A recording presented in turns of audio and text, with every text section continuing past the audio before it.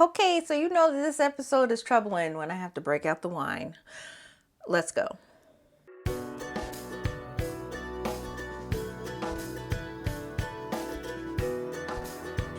Hey guys, it's Marcia, and welcome to Really Seriously For Real. And welcome to the season finale of season 5. Welcome to the breakdown. In every sense of the word. What a show! And what a way to end the season.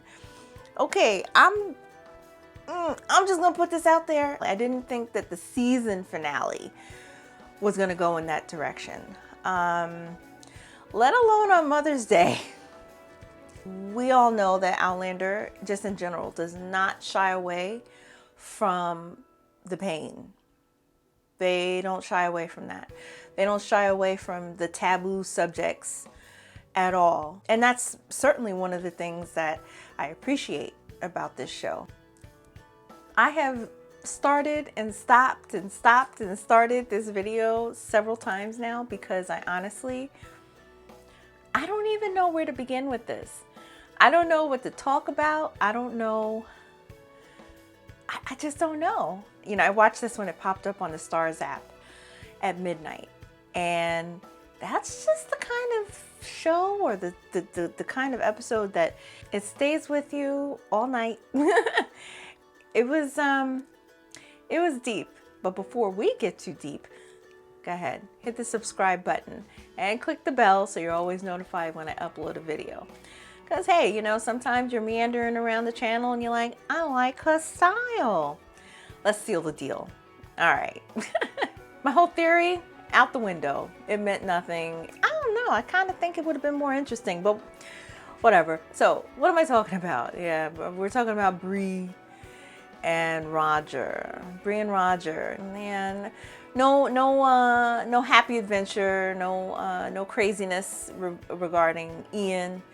They literally just went straight through the portal or straight through the rock, however you want to say it, call it, whatever. But yeah, they ended up at the exact point that they left. And the person that Jimmy is gleefully running towards is Cousin Ian. So yeah. I mean, because, you know, I guess because, okay, like if you just negate like the whole episode, if you're just taking their chunk of going in, you know, in and out of the stones, because that's all they did. They went through and went on the other side. It just, I don't know. I was kind of giving the previous episode the benefit of the doubt, allowing us to say goodbye, allowing it, you know, all those little tender moments.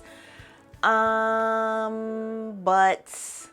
I don't know. I feel a little shortchanged because it was just like in and out, bloop. That's it. And then again, we still don't know what happened with Ian. I mean, it's almost like they're thinking that we're not supposed to care about this, because I care. I mean, I just feel like he kind of deserves a little bit of a closure point as well. Everybody else has had closure of you know, to some extent with their storylines. And then, geez, they just wasted 3 gems, right? I mean, I know, did they really need the portal to tell them that home was home? I don't think so. I could have told them that. I know that. So anyway, they're on their way back and they see that the cross is lit. So they race home the rest of the way. Then they get there just as Jamie and crew are leaving on their way to try to find and save Claire. So that was quite a reunion. It was funny too, because Jamie's just like, what are you doing here? And so Brianna's like, it didn't work. You don't say. All the men, they go off and they try to find Claire. She's been taken by probably the lowest of the low, the worst of the worst. They don't care about her. They don't care about her feelings. They don't care about who she is. They don't care about how she may have treated them before, as in a doctor. They don't care about that. They are selfish and they care only of themselves. So Grumpy Brown. Although I gotta say, he needs to be even downgraded even further, but I just don't feel like bleeping anything. So Grumpy Brown, he basically, he says that the only reason why they took her is because he was mad that she was posing as another doctor, posing as a male doctor, trying to convince women to deceive their husbands. Listen, first of all, don't be mad because your wife don't want to have anything to do with your sperm. Anywho, Claire is very good at speaking her mind as though she is the one woman army. And that usually finds her in trouble. And the only way that she gets out of trouble is because either Jamie or like the clan comes and saves her and helps her. It's very few and far between that she can kind of get out of a situation on her own. So with that being said, by no means am I saying in this particular episode she asked for what she got, or it's her own making. No, no, it's theirs. They're the ones that did it. But there was an interesting line in there, or an interesting exchange between her and a Native American who turns out to be a traveler just like her. He came through the portal with Ottertooth, her Bob. And he told her that the women of this time, they fear these men. You should act afraid, And for him, he was like, I'm scared, because these guys can and will kill me. So I know that there was a point where she had said that he didn't hurt me, but he also didn't help me. That's a catch-22 also. Because sometimes no matter how much you want to help someone, sometimes it is about waiting for the right moment so that way everyone can get out safely. Claire, she is taken by these guys and they hurt her. They violate her, all of them, most of them. And like I said, it was tough to watch. But if there's one thing, wow, the performance from Katrina Balfe was extraordinary. She was so good, and with something this sensitive to portray on screen, I mean, what can I say? So Jamie and crew, they come up in there and they save the day. Now, the thing with this is that during this entire time, the one thing to keep her grounded, or to kind of keep herself in a safe space, is, they called it a dreamscape, the producers. So she would go to, a point in her head, a place that she created that was keeping her safe and keeping her sane. She was surrounded by her family. She was wrapped in the cloak of her family, in the arms of Jamie, and surrounded by the grandkids. And it was honestly, even besides what it was representing, it was a pretty cool scene to be able to see Jocasta. She can see Fergus. He has both hands, and even the producers, they were pointing these things out. Because I tell you one thing, honestly, I didn't even realize that, even watching it through. And they even say, watch it a few times, you might catch a few things. Yeah, that was pretty awesome to be able to see all of them in a time that Claire originally came from. So to see them in the 60s, 70s, that was pretty cool. It was funny too, because even Marcelly, Francois was like, "Who's that?" And I'm like, "That's Marcelly, babe." He didn't recognize her in the 70s get up. It was interesting to kind of see the horror of what was going on with her. It kept on trying to break into her safe place. She kept seeing Grumpy Brown in her dreamscape. He kept worming his way into her safe place. And then even at some point in her dreamscape, it was that she thought that Brianna and Roger and Jamie had all perished in a car accident.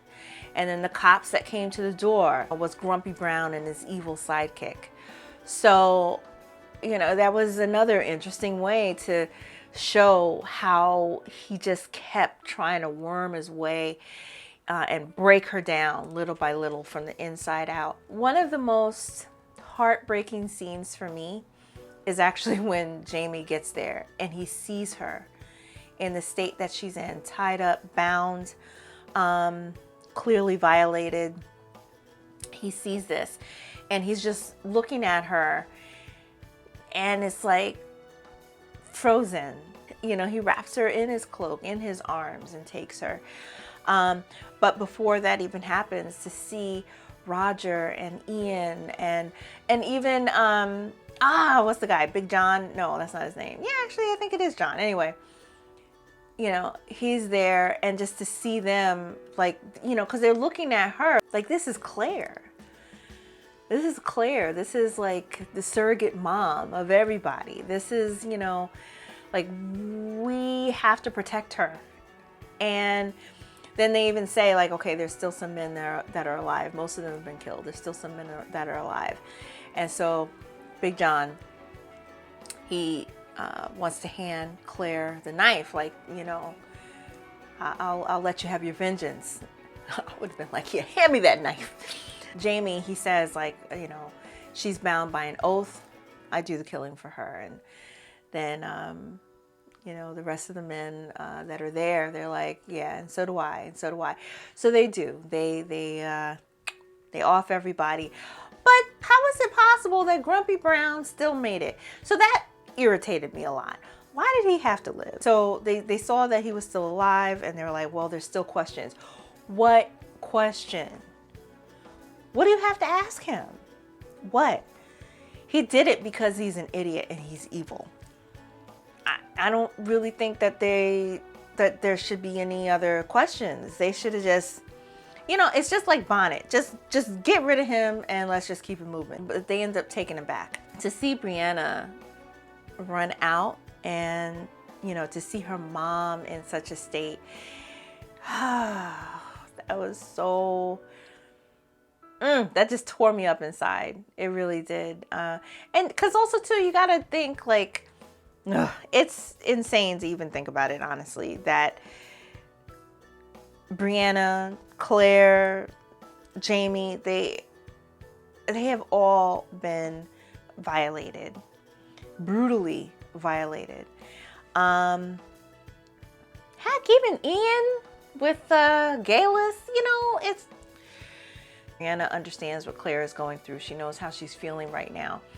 And so she tells her, because she sees that it's just chipping away at Claire bit by bit.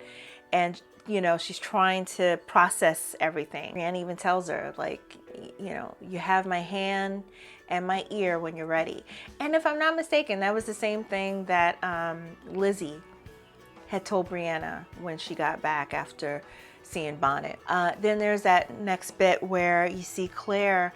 She goes down to the surgery, and she is face to face with Grumpy Brown yet again, and she's trying to stay strong. I think she's trying to convince herself that she can get through this day and that she can, you know, hold up to it.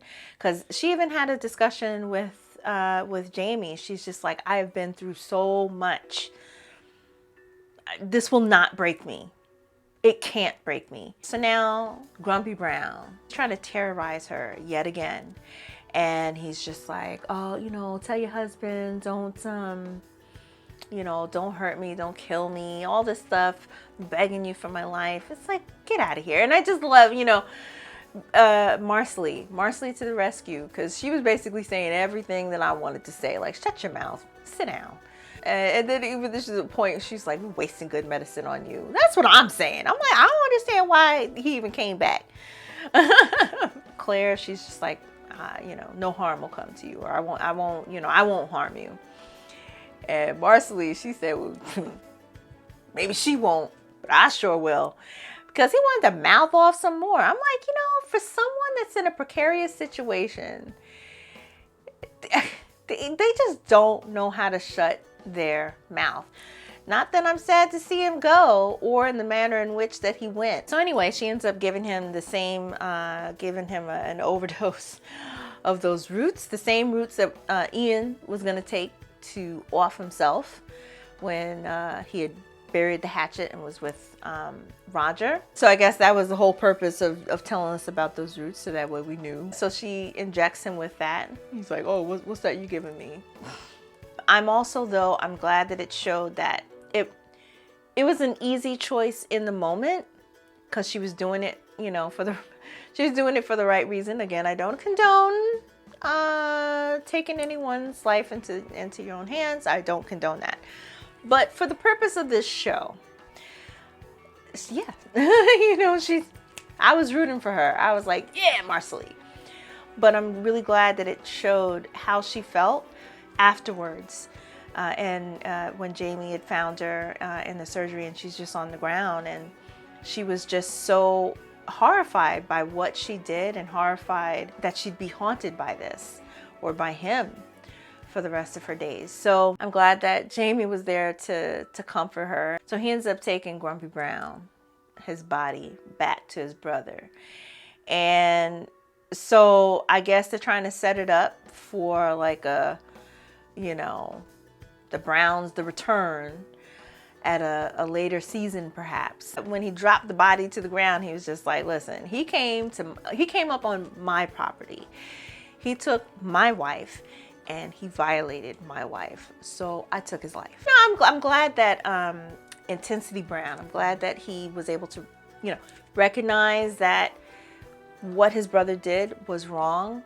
But I guess at the same time, he still has to save face in front of his own people. Not that I agree with it, but yeah, I mean, clearly they want to make sure that we as viewers know that this is probably not going to be the last time that we see this man. And it won't be on good terms. The rest of the rest of it had to do with just showing Claire trying to get through this. And again, Katrina Balfe, she just put on such a tour de force performance, and such a nuanced performance to show how she was wrestling with everything that was happening to her, all these emotions that she was going through. And at the end, it was kind of like a message of hope. There was a point where her and Jamie were in bed together, and they're just, you know, kind of intertwined with each other, and their naked bodies. Almost kind of like when Jamie had asked her to touch him when he was near death, that would bring him back. So for her, it's just, you know, they're intertwined as one, skin to skin, renewed almost. And she just said, I feel safe.